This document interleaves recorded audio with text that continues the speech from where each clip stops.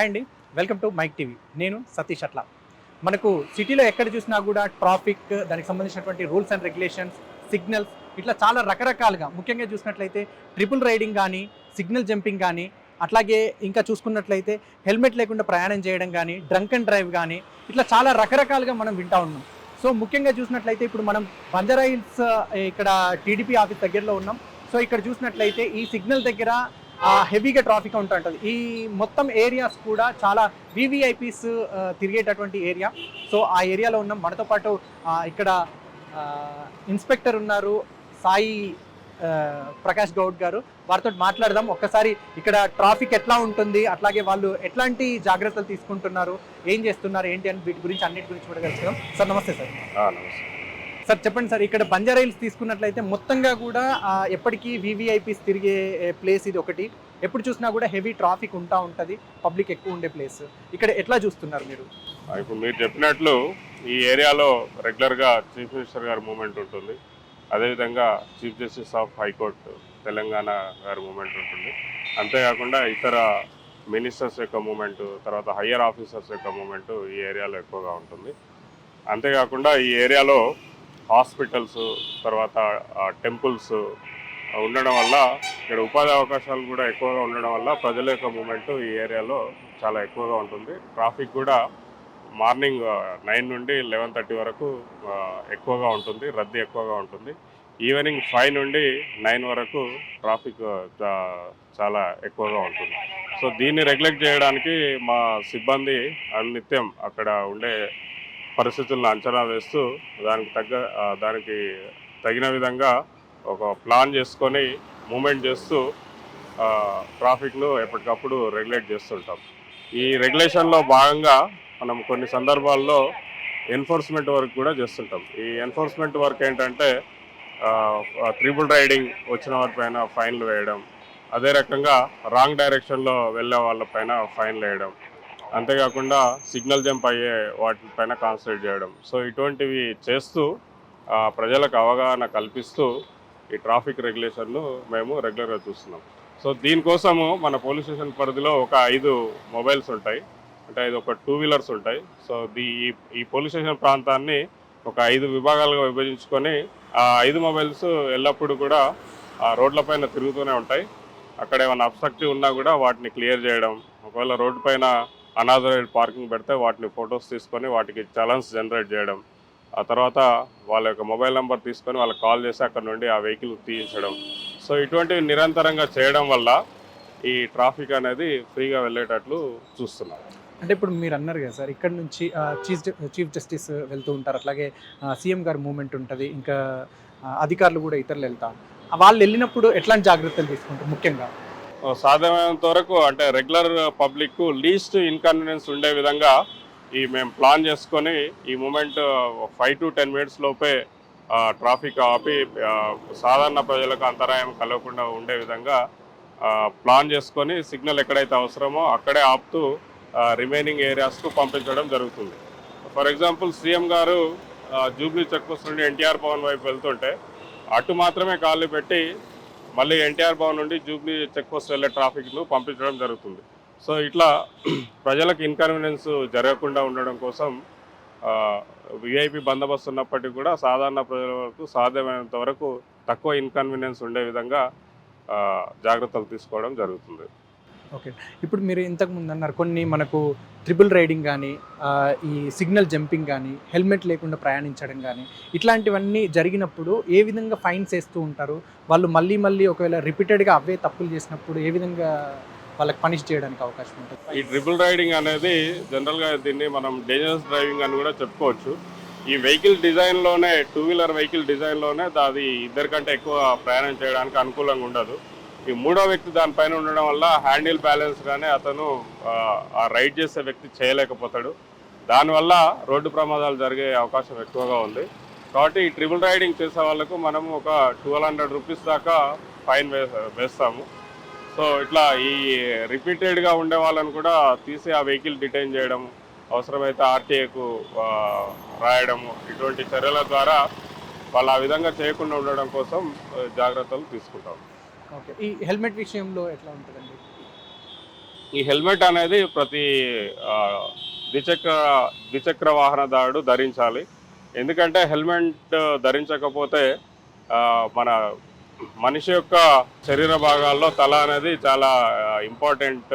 దానికి ఏ చిన్న గాయమైనా కూడా మైండ్ బ్రెయిన్లో బ్లడ్ క్లాట్ అయి చనిపోయే అవకాశం ఎక్కువ ఉంటుంది. కాబట్టి కంపల్సరీ అందరూ కూడా ఈ ద్విచక్ర వాహనదారులు హెల్మెట్ ధరించాలి. ధరించకుండా ఉంటే ఏ చిన్న అపాయమైనా కూడా దాని యొక్క కాన్సిక్వెన్స్ చాలా సీరియస్గా ఉంటాయి. సో అతనికి ఏమన్నా అనుకోని ప్రమాదం జరిగితే ఆ ఫ్యామిలీ కూడా సఫర్ అయ్యే అవకాశం ఉంది. కాబట్టి తప్పనిసరిగా అందరూ ద్విచక్ర వాహనం నడిపే వాహనదారులు హెల్మెట్ను తప్పకుండా ధరించాలి. అలా ధరించకపోతే దానికి 129 MV యాక్ట్ ప్రకారం అతని పైన మనము పెనాల్టీ వేయడం జరుగుతుంది. అంటే ఎంత వేస్తారు సార్ మినిమం? అంటే జనరల్ 200 రూపీస్ ఉంది. 200 రూపీస్ చాలా వేస్తాం. ఇప్పుడు జనరల్గా ఈ రాంగ్ రూట్లో వస్తూ ఉంటారు కదండి, వాళ్ళది ఎట్లా? చాలా మంది కొంతమంది ఈ రాంగ్ డైరెక్షన్ అనేది కూడా, ఈ రాంగ్ డైరెక్షన్ ఏంటంటే వాహనదారుడు ఎవరైతే రాంగ్ డైరెక్షన్లో వస్తుండో అతనికి ప్రమాదంతో పాటు ఇతర వాహనదారులకు కూడా ప్రమాదం జరుగుతుంది. ఎందుకంటే ఇతను రెగ్యులర్గా వచ్చే అతను ఏం లేదు, ట్రాఫిక్ అంతా క్లియర్ ఉంది అనుకొని వెళ్తుంటాడు. ఇతను సడన్గా రావడం వల్ల ఈ ఇద్దరికి బ్యాలెన్స్ కుదరక యాక్సిడెంట్ జరిగే అవకాశం ఎక్కువగా ఉంది. కాబట్టి దీనికి ఈ రాంగ్ డైరెక్షన్లో వచ్చే వాళ్ళపైన ప్రత్యేక నిఘా పెట్టి ఆ పాయింట్స్ ఏవైతే ఉన్నాయో, ఫర్ ఎగ్జాంపుల్ ఈ మన రోడ్ నెంబర్ 2లో తీసుకుంటే బజాజ్ ఎలక్ట్రానిక్స్ దగ్గర, తర్వాత ఇక్కడ మన SNT జంక్షన్ వద్ద, తర్వాత తాజ్ కృష్ణ దగ్గర, సో 1/10 జంక్షన్ దగ్గర, ఇటువంటి ప్రదేశాల్లో ఈ రాంగ్ డైరెక్షన్లో ఎక్కువ వస్తుంటారు. సో వీళ్ళపైన అక్కడ ఉండే ట్రాఫిక్ పోలీసులు మా సిబ్బంది ప్రత్యేక నిఘా పెట్టి వాళ్ళకు చాలన్స్ విధించడం జరుగుతుంది. సో ఇట్లా చాలన్స్ విధించడం వల్ల వాటి యొక్క సంఖ్య రోజు రోజుకు కొంత తగ్గే అవకాశం ఉంటుంది. సో దీన్ని పూర్తిగా తగ్గించడానికి ప్రయత్నం చేస్తున్నారు. అంటే ఇట్లా ఈ రాంగ్ డైరెక్షన్ వెళ్ళినప్పుడు మినిమం వాళ్ళకు ఫైన్ ఎట్లా అవ్వడానికి అవకాశం ఉంది? వాళ్ళకు 1000 రూపీస్ దాకా ఫైన్ వేస్తాం రాంగ్ డైరెక్షన్. ఇప్పుడు ఈ జనరల్గా సిగ్నల్వి ఈ ట్రిపుల్ రైడింగ్ రాంగ్ రూట్ గురించి చెప్పారు కదా సార్, ఈ మైనర్ వాళ్ళు డ్రైవింగ్ చేసినప్పుడు ఎట్లాంటి చర్యలు తీసుకుంటారు? ఈ మైనర్ డ్రైవింగ్ అనేది ఇక్కడ ఇది 2 రకాలుగా ఉంటుంది. మైనర్ అనే అతను అసలు డ్రైవింగ్ చేయడానికి వీలే లేదు MV యాక్ట్ రూల్స్ ప్రకారం. సో ఇతనికి మనము సెక్షన్ 181 MV యాక్ట్ ప్రకారం మనం ఇతని పైన చర్య తీసుకోవడానికి ఈ మైనర్ ఎవరైతే డ్రైవింగ్ చేస్తుండో అతన్ని మేజిస్ట్రేట్ ముందు ప్రొడ్యూస్ చేయడం జరుగుతుంది. ఆ మేజిస్ట్రేట్ గారు అతను వేసిన శిక్ష ప్రకారం అతను నడుచుకోవాల్సి ఉంటుంది. సాధారణంగా ఈ మైనర్ డ్రైవింగ్ చేసిన వాళ్ళు మేజిస్ట్రేట్ గారు సోషల్ సర్వీస్ చేయడానికి పంపిస్తూ ఉంటారు. సో ఇది మేజిస్ట్రేట్ గారు డిసైడ్ చేస్తారు. కాబట్టి ఈ కాన్సిక్వెన్సెస్ అన్నీ అతనికి వెహికల్ ఇచ్చిన అతను ఫేస్ చేయాల్సి ఉంటుంది. అదే రకంగా ఈ మైనర్ కూడా ఫేస్ చేయాల్సి ఉంటుంది. ఎవరైతే వెహికల్ ఇచ్చిండ్రో అతని పైన 180 MV యాక్ట్ ప్రకారం చర్యలు తీసుకోవడం జరుగుతుంది. అతన్ని కూడా మేజిస్ట్రేట్ ముందు ప్రొడ్యూస్ చేయడం జరుగుతుంది. దానికి మనము చలాన్ విధించకుండా కోర్టులో ఫైల్ చేయడం జరుగుతుంది. అంటే ఇట్లాంటి ఇంతకుముందు కేసెస్ ఏమన్నా ఇప్పుడు మీరు అన్నారు సోషల్ సర్వీస్ చేపిస్తారు వాళ్ళతోటి, అంటే కౌన్సిలింగ్ ఇస్తారా ఎట్లా వాళ్ళకి? ఇవి రెగ్యులర్గా జరుగుతూనే ఉంటుంది. ఈ మైనర్ డ్రైవింగ్ సంబంధించి ఈ మైనర్ అబ్బాయికి తర్వాత వాళ్ళ పేరెంట్స్కు మనకు ఇక్కడ బేగంపేటలో ట్రైనింగ్ సెంటర్ ఉంది, ట్రాఫిక్ ట్రైనింగ్ సెంటర్. అదేవిధంగా గోషామహల్లో ట్రాఫిక్ ట్రైనింగ్ సెంటర్ ఉంది. ఈ 2 సెంటర్లో ఎక్కడైనా ఒక దగ్గరికి పంపించి వాళ్ళకి కౌన్సిలింగ్ ఇప్పించి వాళ్ళకు ఈ ట్రాఫిక్ పైన అవగాహన కల్పించి ఆ తర్వాత కోర్టులో ప్రొడ్యూస్ చేయడం జరుగుతుంది. ఇప్పుడు ఇంకొకటి మేజర్గా మనకు డ్రంక్ అండ్ డ్రైవ్ గురించి వింటూ ఉన్నాం సార్. సో దీనికి సంబంధించి ఎట్లా డ్రంక్ అండ్ డ్రైవ్ విషయంలో ఎట్లాంటి చర్యలు తీసుకుంటారు? ఈ డ్రంక్ అండ్ డ్రైవ్ అనే దానికి మనం 185A MV యాక్ట్ ప్రకారం వీళ్ళపైన కేసు బుక్ చేయడం జరుగుతుంది. సో దీంట్లో ఈ డ్రంక్ అండ్ డ్రైవ్ చేసిన వాళ్ళు మొదటిసారి పట్టుబడితే వాళ్లకు 6 నెలల వరకు జైలు శిక్ష మరియు 10,000 రూపాయల వరకు జరిమానా లేదా 2 వేసే అవకాశం ఉంది. రెండవసారి పట్టుబడితే ఈ శిక్ష 2 సంవత్సరాల వరకు పొడిగించబడుతుంది లేదా 15,000 రూపాయల జరిమానా లేదా 2 విధించబడుతుంది. సో ఇక్కడ శిక్ష విధించడం అనేది దాన్ని మేజిస్ట్రేట్ గారు డిసైడ్ చేస్తారు. మనం కేసు రిజిస్టర్ చేసి అతని పైన ఛార్జ్షీట్ను కోర్టులో వేయడం జరుగుతుంది. సో ఇప్పుడు ఎవరైతే డ్రంక్ అండ్ డ్రైవ్ చేస్తాడో అతను ఆ వెహికల్ను డ్రైవ్ చేయలేడు కాబట్టి ఆ వెహికల్ను టెంపరరీ డిటైన్ చేయడం జరుగుతుంది. డిటైన్ చేసి కేసు క్లియర్ అయిన తర్వాత అతని వెహికల్ రిలీజ్ చేయడం జరుగుతుంది. సో అతనిలో మార్పు రావడం కోసం కౌన్సిలింగ్ కూడా కండక్ట్ చేయడం జరుగుతుంది. ఈ కౌన్సిలింగ్ కూడా ట్రాఫిక్ ట్రైనింగ్ సెంటర్, నేను ఇంతకుముందు చెప్పినట్లు బేగంపేట లేదా గోషామాల్ ట్రాఫిక్ ట్రైనింగ్ సెంటర్లో వాళ్ళ కౌన్సిలింగ్ నిర్వహించడం జరుగుతుంది. అంటే డ్రంక్ అండ్ డ్రైవ్ వల్ల జరిగిన ప్రమాదాలను వాళ్ళకు చూపించి ఫ్యామిలీస్ ఏ విధంగా సఫర్ అవుతాయో వాళ్ళకు వివరించడం జరుగుతుంది. తద్వారా వాళ్ళు మళ్ళీ రిపీటెడ్గా చేయకుండా ఉండడానికి తగిన అవేర్నెస్ కల్పించడం జరుగుతుంది. సార్ ఇప్పుడు జనరల్గా ఇప్పుడు మీరు డ్రంక్ అండ్ డ్రైవ్ విషయంలో వాళ్ళని చెక్ చేసేటప్పుడు రీడింగ్ చూస్తూ ఉంటారు కదా సార్, ఆ రీడింగ్ ఎట్లా చూస్తారు? అంటే ఏ విధంగా ఉంటే ఫైన్ ఎక్కడి నుంచి స్టార్ట్ అవుతుంది? మనకు బ్రీత్ అనలైజర్ ఉంటుంది. ఆ బ్రీత్ అనలైజర్తోనే వాళ్ళతోని ఊదించినప్పుడు ఇక్కడ మనకు రీడింగ్ వస్తుంది. ఆ రీడింగ్ 30 mg 100 mlకు 30 mg కంటే ఎక్కువగా ఉంటే దాన్ని మనము డ్రంక్ అండ్ డ్రైవ్ కేసుగా పరిగణిస్తాం. సో ఆ 30 mg కంటే ఎక్కువ ఉన్న వాళ్ళకు మనము 185A ఎంవి యాక్ట్ ప్రకారం వాళ్ళపైన చర్యలు తీసుకోవడం జరుగుతుంది. సో అప్పుడు అతను ఆ వాహనాన్ని నడిపే స్థితిలో ఉండడు కాబట్టి ఆ వెహికల్ డిటైన్ చేయడం జరుగుతుంది. తర్వాత అతన్ని కోర్టులో ప్రొడ్యూస్ చేయడం జరుగుతుంది. ఆ నెక్స్ట్ డే అతన్ని పిలిపించి కౌన్సిలింగ్ ఇచ్చిన తర్వాత కోర్టులో ప్రొడ్యూస్ చేయడం జరుగుతుంది. ఆ తర్వాత కోర్టు అతని పైన చర్యలు తీసుకోవడం జరుగుతుంది. అంటే వీళ్ళ ఈ రీడింగ్ బట్టి ఏమన్నా ఫైన్స్ ఉంటాయా సార్, లేకపోతే అసలు మినిమం ఆ 30-35 నుంచి స్టార్ట్ అయితే ఎవరికైనా కూడా ఒకటే ఫైన్ ఉంటుందా? 35 ఎబోవ్ నుండి 200 వరకు ఒక రకంగా, 200 ఎబోవ్ ఉన్నది ఒక రకంగా, అది కోర్టు నిర్ణయిస్తుంది. సో దాన్ని మనం ఏం చేయము, కానీ కోర్టు నిర్ణయిస్తుంది వాళ్ళకి ఏ విధంగా శిక్ష వేయాలన్నది. ఇప్పుడు వెహికల్ వేరే వాళ్ళది ఉంటుంది, డ్రైవ్ చేసుకుంటూ వచ్చిన వ్యక్తి వేరే అతను ఉంటాడు సార్. ఇలాంటి సందర్భంలో ఎట్లుండొచ్చు ఒకటి, రెండోది మళ్ళీ సేమ్ రిపీటెడ్గా దొరికిన వాళ్ళది ఈ విషయంలో ఎట్లా తీసుకుంటారు? ఆ వెహికల్ ఎవరిది ఉన్నా కూడా ఒక వ్యక్తి దాన్ని తాగి నడిపినప్పుడు అతనికి మనము మళ్ళీ అలో చేయం నడపడానికి. ఆల్టర్నేట్ పర్సన్ ఉంటే తప్ప మళ్ళీ మనం అతన్ని నడపడానికి వెహికల్ ఇవ్వం, టెంపరీ డిటైన్ చేయడం జరుగుతుంది. ఆల్టర్నేటివ్ నడపడానికి ఇంకో వ్యక్తి ఉన్నప్పుడు ఆ డాక్యుమెంట్స్ వెరిఫై చేసి ఇవ్వడం జరుగుతుంది. ఆ వెహికల్ ఎవరు ఉంటే అతనికి సంబంధితులకి ఇవ్వడం జరుగుతుంది. తర్వాత ఈ మొదటిసారి డ్రంక్ అండ్ డ్రైవ్లో పట్టుబడిన వారికి చట్ట ప్రకారం 6 నెలల జైలు శిక్ష లేదా 10,000 రూపాయల జరిమానా లేదా 2 విధించబడుతుంది. రెండోసారి పట్టుబడితే ఆ జైలు శిక్ష 2 సంవత్సరాల వరకు పొడిగించబడుతుంది. జరిమానా 15,000 రూపాయల వరకు లేదా 2 విధించడం జరుగుతుంది. దాన్ని కూడా మేజిస్ట్రేట్ గారు డిసైడ్ చేస్తారు. సో ఆ శిక్ష అనేది మేజిస్ట్రేట్ గారు డిసైడ్ చేస్తారు. ఇంకొకటి, ఈ డ్రగ్స్ విషయం అనేది హైదరాబాద్లో ఎక్కువ వింటూ ఉంటాం సార్. ఇది మళ్ళీ బంజారా హిల్స్ ఏరియా కాబట్టి ఎవరన్నా డ్రగ్ తీసుకొని డ్రైవింగ్ చేసుకుంటూ వచ్చిన సందర్భాల్లో మనకి ఎట్లా గుర్తుపట్టడానికి అవకాశం ఉండొచ్చు? ఇప్పుడు యాక్చువల్గా దీనికోసం అంటే ఇప్పటిదాకా మనం ట్రాఫిక్ పోలీసులు దీనిపైన పెద్దగా ఏం కాన్సన్ట్రేట్ చేయలేదు. కానీ ఈ నార్కోటిక్స్ వాళ్ళ దగ్గర కిట్స్ ఉన్నాయి, వాళ్ళు ఎక్సర్సైజ్ చేస్తున్నారు.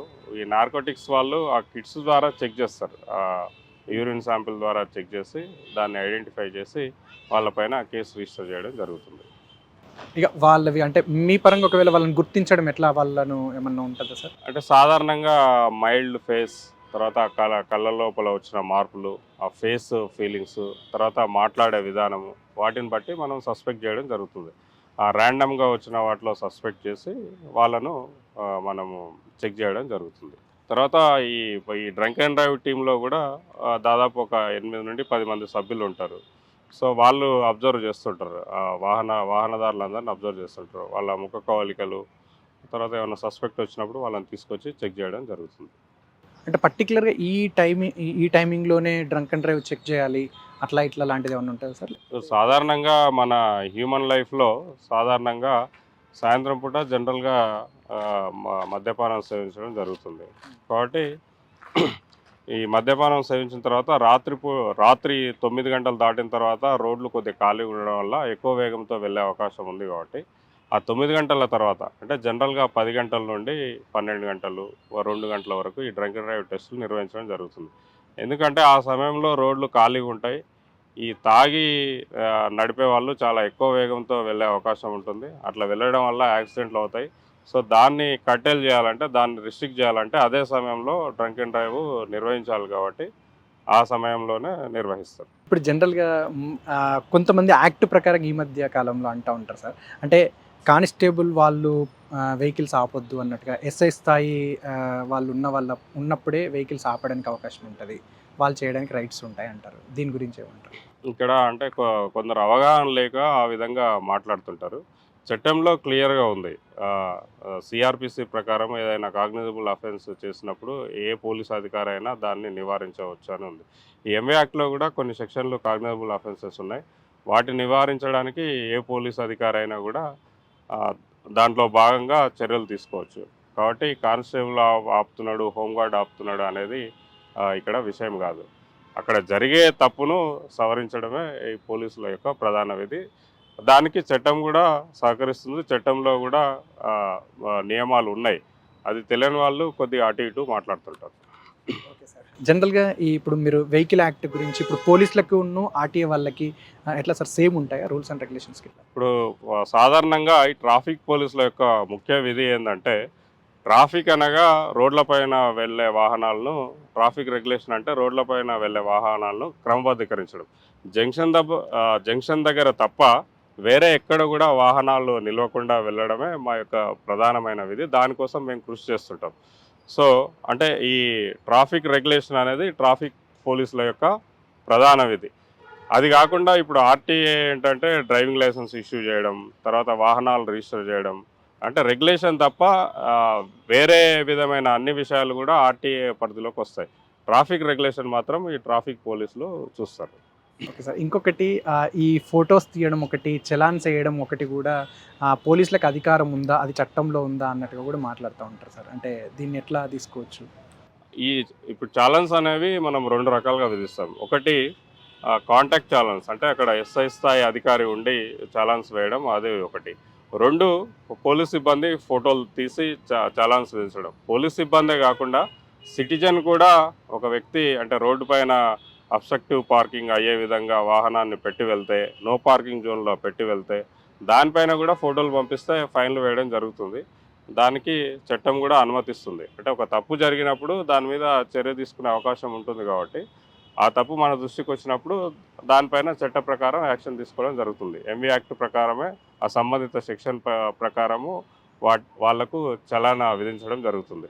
అంటే రెగ్యులేషన్ చేయాలంటే ఇది తప్పదు. అంటే ప్రతి పాయింట్ దగ్గర పోలీసులు ఉండడం సాధ్యం కాదు. కాబట్టి ఈవెన్ సిటిజన్స్ కూడా ఈ వయలేషన్కి సంబంధించిన ఫొటోస్ పంపించినప్పుడు వాటిపైన కూడా చలాన్స్ జనరేట్ చేయడం అనేది జరుగుతుంది. అంటే ఇక్కడ ఒక ప్రధాన ఉద్దేశం ఏంటంటే, ఏ వాహనదారుడు కూడా ఇతర వాహనదారులకు అసౌకర్యం కలిగించవద్దు. అంటే వాళ్ళ జర్నీ సాఫీగా ఉండేటట్లు చూడాలి. అంటే ఇతను ఏం చేస్తాడు, ఇతను వెహికల్ రోడ్డు పైన మధ్యలో ఆపి వెళ్తే మిగిలిన వాహనదారులకు ఇబ్బంది అవుతుంది. కాబట్టి వాళ్ళ సౌకర్యం కోసమే ఈ ఛాలెంజ్ జనరేట్ చేయడము ఇది జరుగుతుంది. అంతే తప్ప ఈ పోలీసులు అంటే ప్రజలపైన ఏదో భారం మోపాలనేది ఆ భావన కరెక్ట్ కాదు. సార్, ఈ సౌండ్ పొల్యూషన్ చేసుకుంటూ కొన్ని సైలెన్సర్స్ ఇట్లా ఇచ్చేస్తారు కదా సార్, వాటిని ఎట్లా నివారిస్తూ ఉంటారు వాళ్ళ? ఈ సౌండ్ పొల్యూషన్కు సంబంధించి యాక్చువల్గా మనకు అంటే 65 డెసిబుల్ వరకు వాతావరణంలో అది సౌండ్ అలౌడ్, అది ఆరోగ్యకరం. అయితే కొంతమంది ఏం చేస్తున్నారంటే ఆ వెహికల్ వెంట వచ్చే సైలెన్సర్ కాకుండా దాన్ని మాడిఫై చేసి ప్రజలకు అసౌకర్యం కలిగించే విధంగా రకరకాల ధ్వనులను చేస్తూ వస్తున్నారు. సో దాన్ని మనం అటువంటి వెహికల్స్ ఐడెంటిఫై చేసి వాటిని చెక్ చేసి వాళ్ళపైన 190 ఎంవి యాక్ట్ ప్రకారము చర్యలు తీసుకోవడం జరుగుతుంది. కొన్ని సందర్భాల్లో వాటిని ఈ ఎంఏ యాక్ట్ రూల్స్కు అనుగుణంగా లేకపోవడం వల్ల సంబంధిత ఆర్టీఓకు లెటర్ రాసి వీళ్ళపైన చర్యలు తీసుకోవడానికి మనం పంపిస్తున్నాం. సో అట్లా ఈ ఎక్సర్సైజ్ చేయడం వల్ల కొంతవరకు కంట్రోల్లో ఉంది. సో సాధారణంగా వీకెండ్స్లో ఇది ఎక్కువగా ఉంటుంది. కాబట్టి మేము వీకెండ్స్లో వీటిపైన ప్రత్యేకమైన దృష్టి పెట్టి ఈ స్పెషల్ రైడ్ చేయడం అనేది జరుగుతుంది. ఆ సైలెన్స్ని తీయించి మళ్ళీ ఆ వెహికల్కు ఏదైతే సెట్ అవుతుందో, ఏదైతే వాతావరణానికి హానికరం కాకుండా సౌండ్ వస్తుందో అటువంటి సైలెన్సర్నే మళ్ళీ ఫిట్ చేయించడం జరుగుతుంది. ఈ మధ్య చాలా సందర్భాల్లో వింటూ ఉన్నాం సార్, ఇప్పుడు ఫ్రీ లెఫ్ట్ అని ఉంటుంది, కానీ సీదా వెళ్ళాల్సిన వాళ్ళు కూడా ఈ ఫ్రీ లెఫ్ట్ని మొత్తం బ్లాక్ చేసి పెడుతూ ఉంటారు. సో దీన్ని ఎట్లా చర్యలు తీసుకుంటారు? ఈ ఫ్రీ లెఫ్ట్ బ్లాకింగ్ అనేది కూడా ఇది కూడా అబ్స్ట్రక్టివ్ పార్కింగ్ కిందకే వస్తుంది ఇండైరెక్ట్గా. కాబట్టి వీళ్ళపైన కూడా కఠినంగా ఉండాలనే ఉద్దేశంతో, సో దానివల్ల ట్రాఫిక్ ఫ్లో అనేది ఫ్రీగా ఉండదు. కాబట్టి ఒక 1000 రూపీస్ వరకు వాళ్ళకు చలాన్ విధించడం జరుగుతుంది. సో అది ప్రతిసారి వాళ్ళు చలాన్ పే చేసుకోలేరు కాబట్టి ఒకసారి చలాన్ పడ్డప్పుడు వాళ్ళ మైండ్లో ఒక అవగాహన వచ్చి మళ్ళీ అట్లా బ్లాక్ చేయకుండా ఉండి ఇతర ప్రయాణికులకు అసౌకర్యం కలిగించకుండా ఉండే విధంగా ఆ రకంగా చర్యలు తీసుకోవడం జరుగుతుంది. మనకు for example Banjara Hills police station పరిధిలో తీసుకుంటే ఎన్టీఆర్ భవన్ జంక్షన్ దగ్గర ఒక ఫ్రీ లెఫ్ట్ ఉంది. అదే రకంగా సాగర్ సొసైటీ దగ్గర ఎస్ఎన్టీ జంక్షన్ వద్ద ఉంది. సో అదే రకంగా 1/12 జంక్షన్ దగ్గర ఉంది, తాజ్ కృష్ణ జంక్షన్ దగ్గర ఉంది. సో అక్కడ జంక్షన్ పాయింట్లో డ్యూటీ చేసే కానిస్టేబుల్స్ కానీ, హోంగార్డ్స్ కానీ, ఎస్ఐస్ కానీ వీటిపైన ప్రత్యేకంగా దృష్టి పెట్టి ఫ్రీ ఫ్లో ఉండే విధంగా పంపించడం జరుగుతుంది. సో దాన్ని అబ్స్ట్రక్ట్ చేసిన వాళ్ళపైన ఫోటోలు తీసుకొని వాళ్ళకు చాలాన్ జనరేట్ చేయడం జరుగుతుంది. Okay sir. ఇంకొకటి ఇప్పుడు ఇక్కడ నుంచి తక్కువ దూరమే సార్, వీళ్ళు రైట్ సైడ్ వెళ్ళాలి, 30 metres 50 metres less than 100 metres లోపే రైట్ సైడ్ వెళ్ళాల్సి ఉంటుంది, లెఫ్ట్ సైడ్ వెళ్ళాలి. సో ఈ సందర్భంగా యూటర్న్ అనేది చాలా కొంచెం లాంగ్ ఉంది అని పబ్లిక్ బాగా దీని విషయంలో అంటూ ఉంటారు. అయినప్పటికీ కూడా ఇప్పుడు యాక్చువల్గా రోడ్ రూల్స్ ప్రకారము రోడ్డు అంటే స్ట్రైట్గా ఉండే వాళ్ళకి మాత్రమే వాళ్ళకి ఎక్కువ రైట్ ఉంటుంది, దాని ప్రకారమే వెళ్ళాల్సి ఉంటుంది. అంటే మనం వాళ్ళకు ఎక్కువ ప్రిఫరెన్స్ ఇవ్వాల్సి ఉంటుంది. ఏదైతే రైట్ డైరెక్షన్ ఉందో రైట్ డైరెక్షన్లో వెళ్ళే వాహనదారునికే మనము సౌకర్యం కల్పించాల్సి ఉంటుంది, వాళ్ళకే మనం సపోర్ట్ చేయాల్సి ఉంటుంది. వీళ్ళు షార్ట్ డిస్టెన్స్ ఉందని రావడం వల్ల వాళ్ళకి అసౌకర్యం కలుగుతుంది కాబట్టి వాళ్ళకి అసౌకర్యం కలిగించొద్దంటే వీళ్ళని కట్టెలు చేయాల్సిన అవసరం ఉంది. ఎంత షార్ట్ డిస్టెన్స్ ఉన్నా కూడా ఈ రాంగ్ డైరెక్షన్ను అలో చేయం. ఒకవేళ అది మా దృష్టికి వస్తే తప్పకుండా అది చలాన్ జనరేట్ చేయడం జరుగుతుంది, వాళ్ళపైన ఫైన్ ఇంపోజ్ చేయడం జరుగుతుంది. ఈ ప్రజలు కూడా దీన్ని ఒకసారి ఆలోచించాలి. రాంగ్ డైరెక్షన్లో వెళ్ళినప్పుడు ఇతనికి ప్రమాదం కాకుండా ఆ రెగ్యులర్ రూట్లో అంటే ఆ రూల్స్ ఫాలో అవ్వకుంటూ వచ్చే వాళ్ళకు కూడా ప్రమాదం పొంచి ఉంది కాబట్టి సో వీళ్ళు కొద్దిగా దూరమైనా పర్లేదు, దాన్ని రిస్క్ అనుకొని సహనంతో ముందుకు వెళ్ళి యూటర్న్ ఉంటే అట్లా తీసుకొని రావడమే బెటర్. సో దానివల్ల ఒక డిసిప్లైన్డ్ సొసైటీ అనేది తయారవుతుంది. ఏదో నాకు లాంగ్ ఉందని చెప్పి నేను రాంగ్ డైరెక్షన్లో వెళ్ళి ఈ యాక్సిడెంట్ చేయడం వల్ల మళ్ళీ అక్కడ మిగిలిన ఆ ట్రాఫిక్ ఒకవేళ జరగకూడదు జరిగే ఏదైనా యాక్సిడెంట్ అవుతాయి, మళ్ళీ అది క్లియర్ కావడానికి కొంత సమయం బట్టి అందరికీ కూడా ఇది ఇన్కన్వీనియన్స్గా ఉంటుంది. అందుకోసమే ఈ రాంగ్ డైరెక్షన్ అనే దాన్ని ఎట్టి పరిస్థితుల్లో అలో చేయకుండా మేము చర్యలు చేపడుతున్నాం. ఇప్పుడు ట్రాఫిక్ రూల్స్ ప్రకారంగా ఎంవి యాక్ట్ ఏం చెప్తాను సార్, అసలు దీనికి సంబంధించినటువంటి యాక్ట్ గురించి ఒకసారి చెప్పండి. ఈ ఎంవి యాక్ట్ జనరల్గా ఏం చెప్తుందంటే ప్రజలకు దీనిపైన మొదట అవగాహన కల్పించాలి అని చెప్తుంది. అంటే ఈ మోటార్ వెహికల్ రూల్స్ ఏమున్నాయి వాటిని ఫాలో అయ్యేటట్లు ప్రజలకు అవగాహన కల్పించి ఈ ఫ్రీ ఫ్లో అనేది ట్రాఫిక్లో ఉండే విధంగా చర్యలు తీసుకోవాలనేది ట్రాఫిక్ పోలీస్ పరంగా చెప్తుంది. అది ఇక మనము ఓన్లీ అవేర్నెస్ కల్పించి రెగ్యులేషన్ చేయడం అనేది సాధ్యం కావట్లేదు కాబట్టి అదే టైంలో ఎన్ఫోర్స్మెంట్ కూడా చేయడం జరుగుతుంది. ఎన్ఫోర్స్మెంట్ చేయడం వల్ల ఇప్పుడు ఒక వాహనదారుడు ఏదైనా ఒక చలాన్ పడ్డప్పుడు అతనికి కొంత బర్డెన్ అవుతుంది. సో అతని ఆలోచన విధానంలో మార్పు వచ్చి రెండోసారి ఆ తప్పు చేయకుండా ఉండే వీలు ఉంటుంది కాబట్టి మనం ఈ ఎన్ఫోర్స్మెంట్ కూడా చేస్తున్నాం.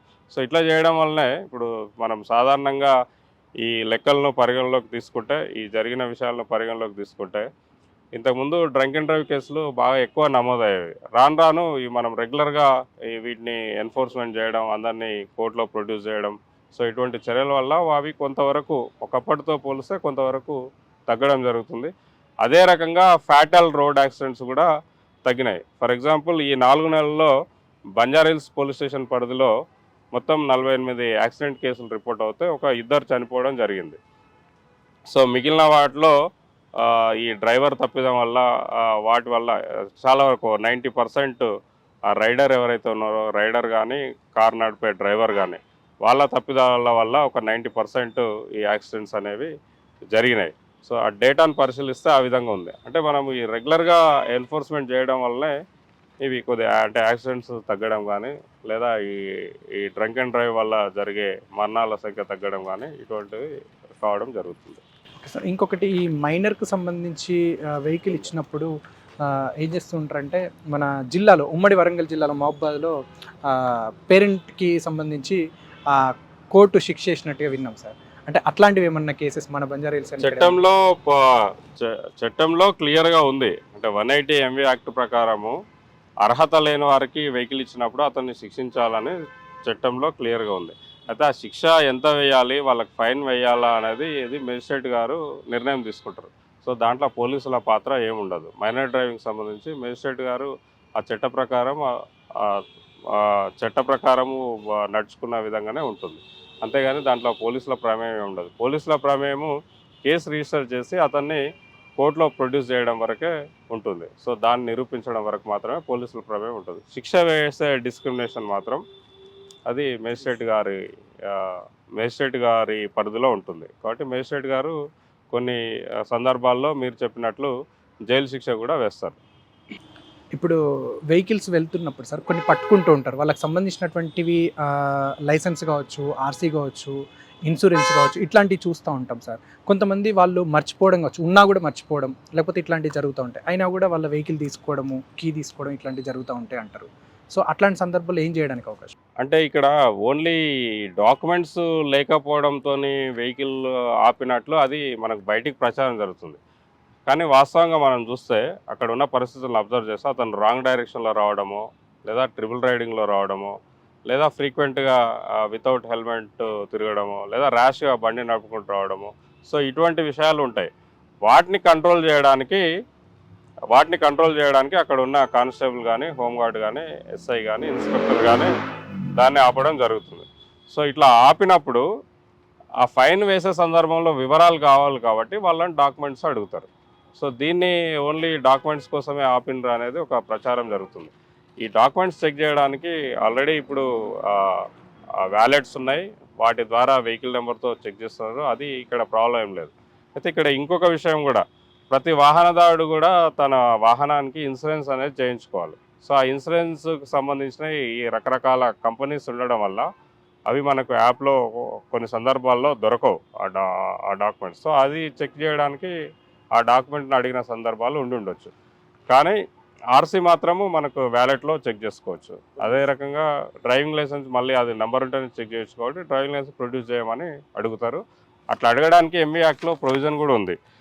సెక్షన్ 130 ఎంవీ యాక్ట్ ప్రకారము పోలీస్ అధికారి డాక్యుమెంట్స్ ప్రొడ్యూస్ చేయమని చెక్ చేస్తున్నప్పుడు అడగొచ్చు. ఆ ప్రొవిజన్ ప్రకారం మాత్రమే పోలీసులు నడుచుకుంటారు తప్ప స్వతహాగా చేసేదేమీ ఉండదు. ఇంకా పొల్యూషన్ కూడా చూస్తారు.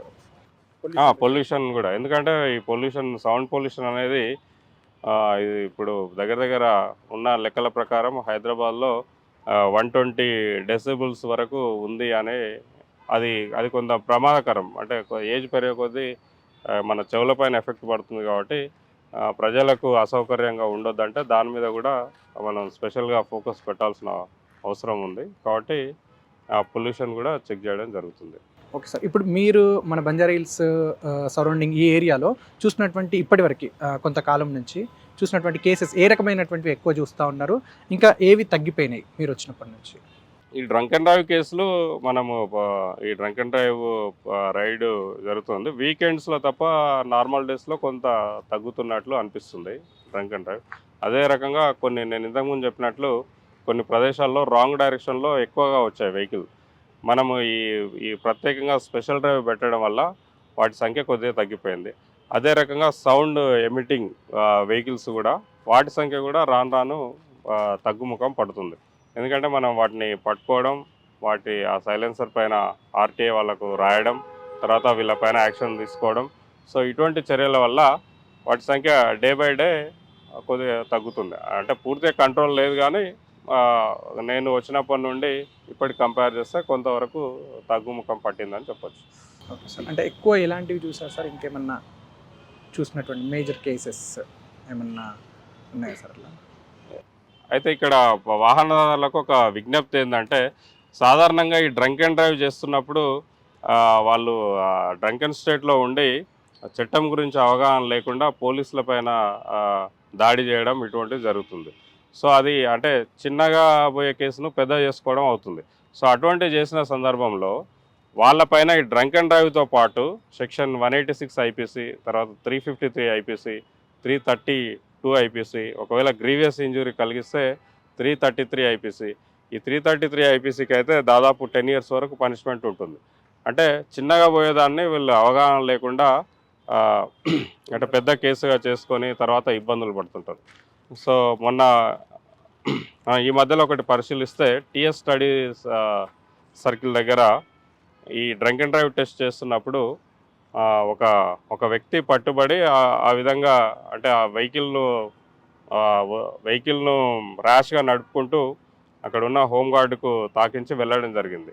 సో నేను చెప్పినట్లు అతని పైన ఇప్పుడు నేను చెప్పిన సెక్షన్ల ప్రకారము 332 ఐపీసీ దాని ప్రకారము మళ్ళీ కేసు రిజిస్టర్ చేయడం జరిగింది. సో కాబట్టి ఇప్పుడు ఈ ట్రాఫిక్ పోలీసులు చేసే ప్రతి పని కూడా ప్రజల యొక్క సౌకర్యార్థమే తప్ప ప్రజలను ఏదో ఇబ్బంది పెట్టడానికి కాదు. కాబట్టి అందరూ కలిసి ఇక్కడ ఉన్న నియమాలను పాటిస్తేనే దాదాపు 70 లక్షల వాహనాల వరకు ప్రతిరోజు హైదరాబాద్లో తిరుగుతాయి. సో అది ప్రయాణం అనేది సాఫీగా సాగడానికి అవకాశం ఉంటుంది.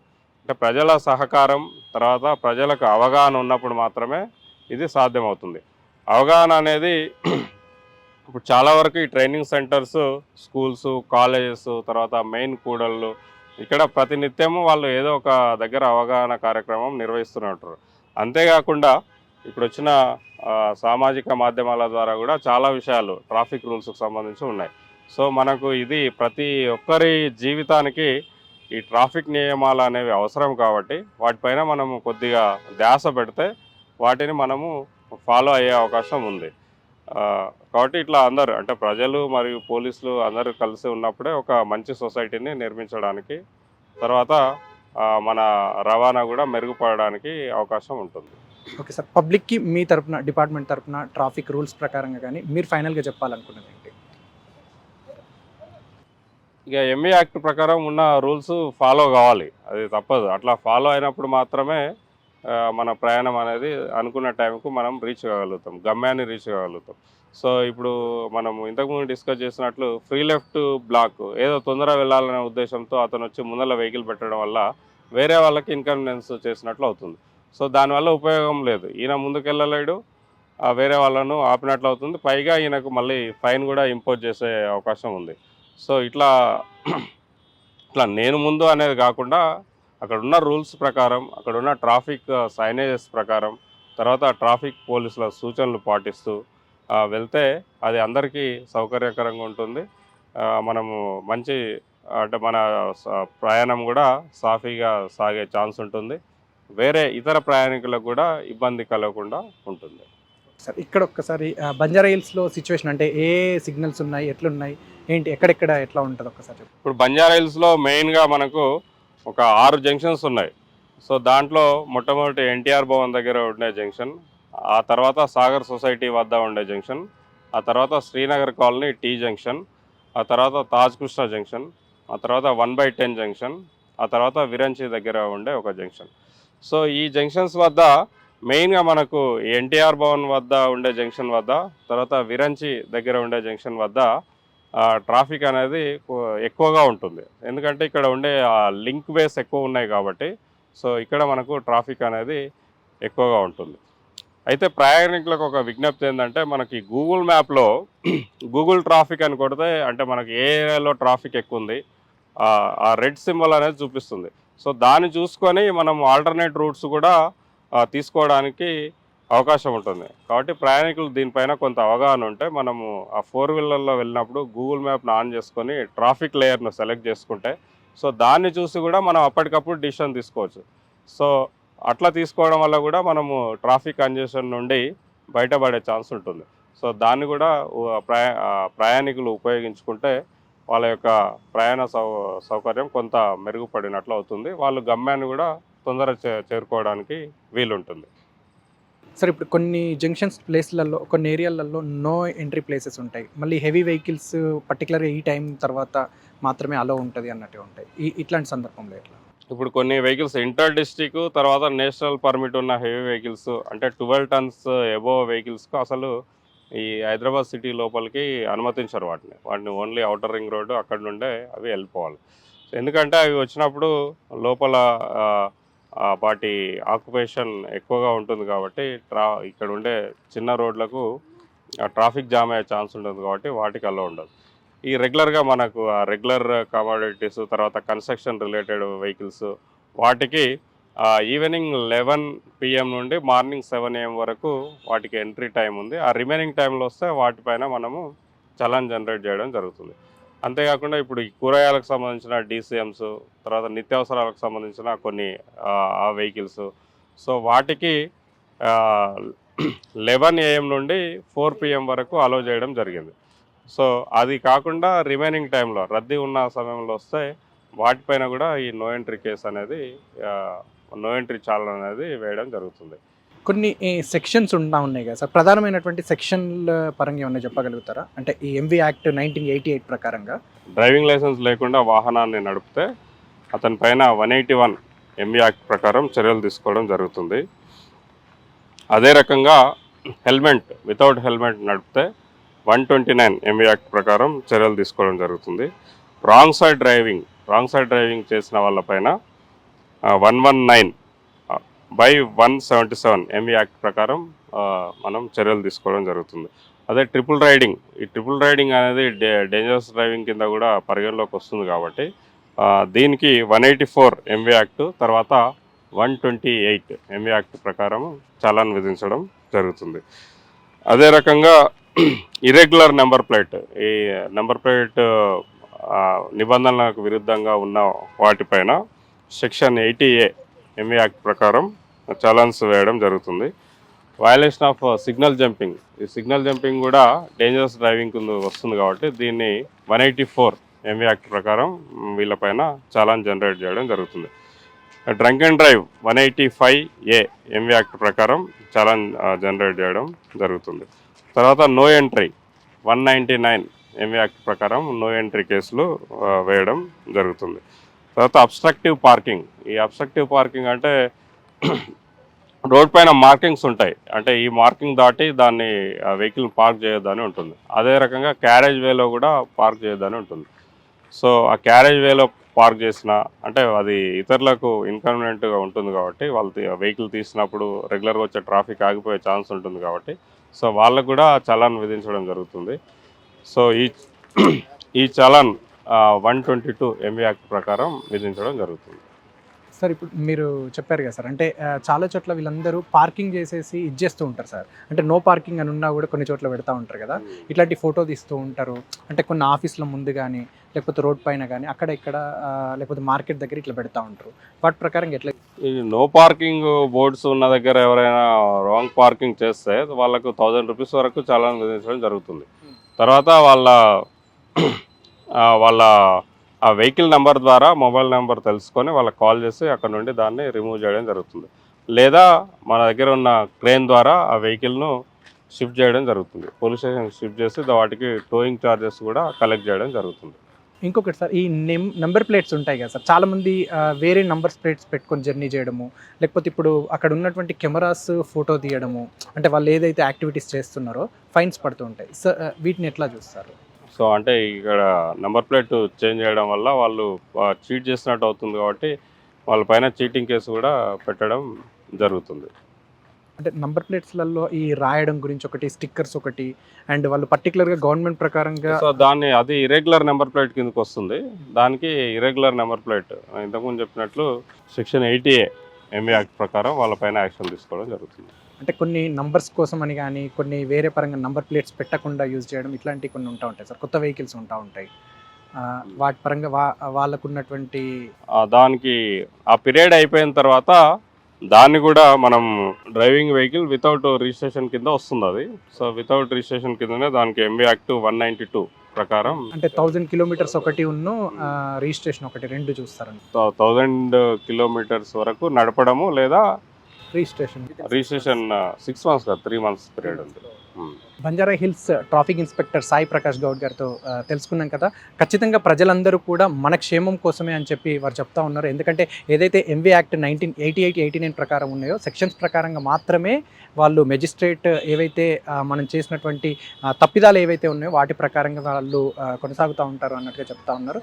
సో ట్రిపుల్ రైడింగ్ కావచ్చు, అదేవిధంగా హెల్మెట్ ఉపయోగించకపోవడం కావచ్చు, నంబర్ ప్లేట్కి సంబంధించి కావచ్చు, ఇంకా రాంగ్ డైరెక్షన్లో వెళ్ళడం కావచ్చు, ఇంకా సిగ్నల్ జంపింగ్ కావచ్చు, ఇట్లాంటివన్నీ కూడా తీసుకొని ఏది ఉన్నా కూడా ప్రజల క్షేమం కోసమే. అదేవిధంగా ఇంకా ముందు ఫ్రీ లెఫ్ట్ ఉన్న కాడ కూడా వాళ్ళు వెనుకున్న వాళ్ళు ఫ్రీ లెఫ్ట్ సైడ్ వెళ్ళాలి అనుకున్నప్పుడు వీళ్ళు ఉండడం వల్ల వెనుక వాళ్ళు ఆగిపోవడం జరుగుతూ ఉంటుంది. ఇదంతా కూడా ప్రతిదీ కూడా మూమెంట్ అనేది ఫ్లో అనేది కరెక్ట్గా ఉండాలన్న ఉద్దేశంతో ఇదంతా చేస్తామన్నట్టుగా వాళ్ళు చెప్తా ఉన్నారు. అట్లాగే ముఖ్యంగా మైనర్ వాళ్ళకి డ్రైవింగ్ చేయడానికి వెహికల్ కూడా ఇవ్వకూడదు. సో దీనికి సంబంధించింది ఒకటి. అట్లాగే డ్రంక్ అండ్ డ్రైవ్కి సంబంధించి కూడా ముఖ్యంగా ఎవరైతే, ఎందుకంటే డ్రంక్ అండ్ డ్రైవ్ చేసి వెళ్ళినట్లయితే తనకేమన్నా ప్రమాదం జరిగినా, తను డ్రంక్ చేయడం వల్ల ఆ వెహికల్ నడపడం వల్ల ఏమైనా ప్రమాదం జరిగితే వాళ్ళ కుటుంబ సభ్యులు ఇబ్బంది పడాల్సి వస్తుంది, తనకు కూడా ప్రమాదం జరుగుతుంది. కాబట్టి హెల్మెట్ ఉపయోగించకుండా కూడా తనకు కూడా ప్రమాదం జరిగితే కుటుంబ సభ్యులు ఇబ్బంది పడాల్సి వస్తుంది. కాబట్టి ప్రతిదీ కూడా మన క్షేమం కోసమే అన్నట్టుగా కూడా మరి చెప్తా ఉన్నారు. సో బంజారా హిల్స్లో ఉన్నటువంటి ట్రాఫిక్ జంక్షన్స్ ఎట్లా ఉన్నాయి, ఇక్కడ ఎట్లా ఉంటుంది, ముఖ్యంగా కూడా చూసినట్లయితే ఇక్కడ చీఫ్ మినిస్టర్ రెగ్యులర్గా ఇక్కడ మూమెంట్ ఉంటూ ఉంటుంది. అట్లాగే చీఫ్ జస్టిస్ ఆఫ్ తెలంగాణ ఉంటారు. అట్లాగే ముఖ్యమైన అధికారులు కూడా ఇక్కడ నుంచి పెద్ద పెద్ద వాళ్ళు వివిఐపీస్ కూడా ఈ రూట్లో వెళ్తూ ఉంటారు. ఇంకా చాలా మంది ఇక్కడ నుంచి మూవ్ అవుతూ ఉంటారు. సో ఇలాంటి ప్లేస్లో చాలా రద్దీగా ఉంటుంది. దాని ప్రకారంగా వాళ్ళు షెడ్యూల్ వేసుకొని ఈ మూమెంట్స్ అన్నీ అనేటివి చేస్తూ ఉంటారు. Thank you sir, thank you so much. ఎందుకంటే ఏ సెక్షన్ ప్రకారంగా ఏం తప్పిదం జరిగితే ఏ ప్రకారంగా ఫైన్ విధిస్తారు, మెజిస్ట్రేట్ ప్రకారంగా, జ్యుడిషియల్ ప్రకారంగా అనేది కూడా తెలియజేయడం జరిగింది. Sir thank you so much sir, మీ టైంని మాకు స్పెషల్గా ఇచ్చినందుకు సార్.